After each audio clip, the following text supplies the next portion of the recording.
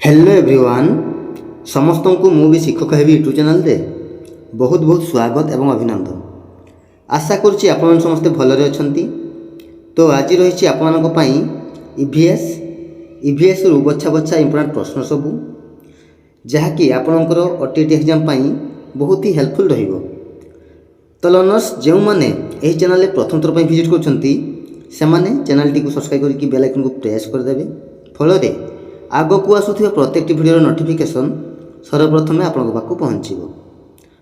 आपण मैंने प्रत्येक प्रश्नर आंसर कौन चूज कर कमेंट लिखिदेवे और शेष में आपणकर आउट ऑफ 10 केते मार्क रखुंट कमेंट लिखि जनइबे। ठीक अच्छे, तो चलतु आउ डेरी न करिकी क्लास टी को आरंभ करिया।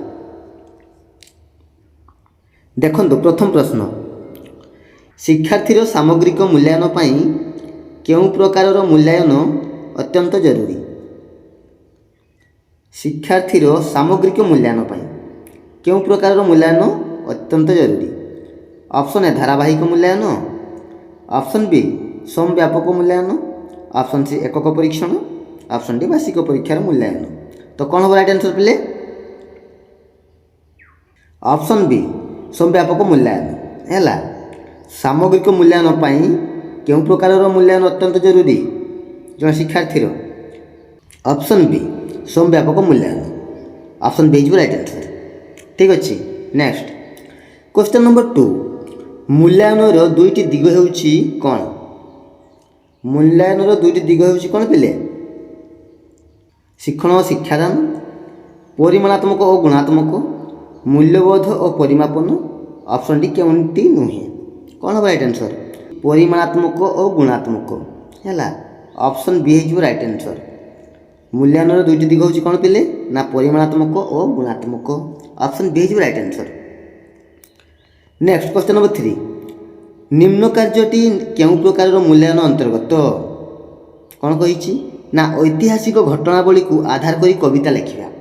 यह केउं प्रकार मूल्यांकन अंतर्गत? ऑप्शन ए समव्यापक मूल्यांकन, ऑप्शन बी धारावाहिक मूल्यांकन, ऑप्शन सी कृति मूल्यांकन, ऑप्शन डी कौन नुहे। कौन हम right answer?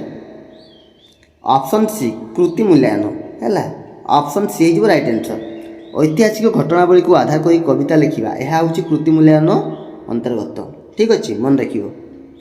Next question number 4, सामाजिक विज्ञान पाठर बोध उद्देश्य सहित केउंटी संपृक्त नुहे।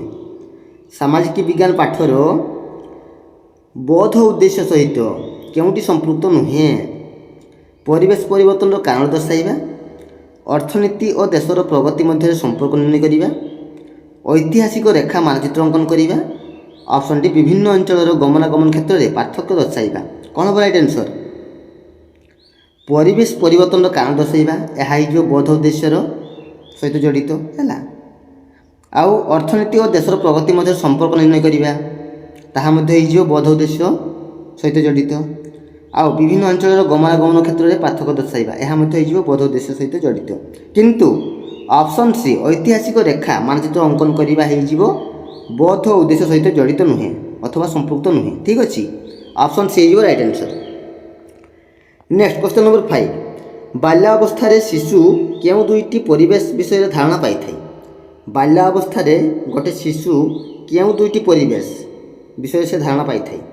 ऑप्शन ए प्राकृतिक और सामाजिक, ऑप्शन बी भौतिक और सांस्कृतिक, ऑप्शन सी सांस्कृतिक और सामाजिक, ऑप्शन डी सामाजिक और भौतिक। कौन हम राइट आंसर? ऑप्शन ए प्राकृतिक और सामाजिक हैला। Option A is right answer. प्राकृतिक और सामाजिक यही दुईटी परिवेश विषय से धारणा पाई थाए बाल्य अवस्था जो शिशु। ठीक अच्छे, नेक्स्ट क्वेश्चन नंबर 6, भारत सरकार कलापटा अभियान प्रकल्प निम्नोक्त केउं पाठ्यक्रम आधार शिक्षानीति उपर पर्यवेसित? भारत सरकार कलापटा अभियान प्रकल्प निम्नोक्त केउं पाठ्यक्रम आधार शिक्षानीति उपर पर्यवेसित? जातीय पाठ्यक्रम आधार 2005, जातीय पाठ्यक्रम आधार 2000, जातीय शिक्षानीति 1986 ना एगुड़िक मध्य कौन नुहे।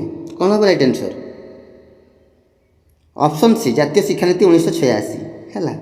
Option C is right answer. जातीय शिक्षानीति 1986 मन रखियो पिले। नेक्स्ट क्वेश्चन नंबर 7, ନିମ୍ନୋକ୍ତ ମଧ୍ୟରୁ କେଉଁଟି ବିଜ୍ଞାନ ଶିକ୍ଷାର ମୂଳ ଲକ୍ଷ୍ୟ?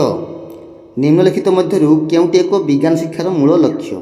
ଅପସନ୍ ଏ ବୌଦ୍ଧିକ ବିକାଶ, ଅପସନ୍ ବି ଆବେଗିକ ବିକାଶ, ଅପସନ୍ ସି କର୍ମକୁଶଳତା ବିକାଶ, ଏଗୁଡ଼ିକ ସମସ୍ତ। କ'ଣ ହେବ ରାଇଟ୍ ଆନ୍ସର୍? ନା ଅପସନ୍ ଡି ଏଗୁଡ଼ିକ ସମସ୍ତ। ବୌଦ୍ଧିକ ବିକାଶ, ଆବେଗିକ ବିକାଶ, କର୍ମକୁଶଳତା ବିକାଶ ଏ ସମସ୍ତ ହେଇଯିବ ବିଜ୍ଞାନ ଶିକ୍ଷାର ଗୋଟେ ଗୋଟେ ମୂଳ ଲକ୍ଷ୍ୟ। ଠିକ୍ ଅଛି, ମନେ ରଖିବ। ନେକ୍ସଟ କ୍ୱେଶ୍ଚନ୍ ନମ୍ବର 8, କେଉଁଟି ପ୍ରାଥମିକ ଶିକ୍ଷା ସ୍ତରରେ ପରିବେଶ ଅଧ୍ୟୟନର ଲକ୍ଷ୍ୟ ନୁହେଁ? କେଉଁଟି ପ୍ରାଥମିକ ଶିକ୍ଷା ସ୍ତରରେ ପରିବେଶ ଅଧ୍ୟୟନର ଲକ୍ଷ୍ୟ ନୁହେଁ?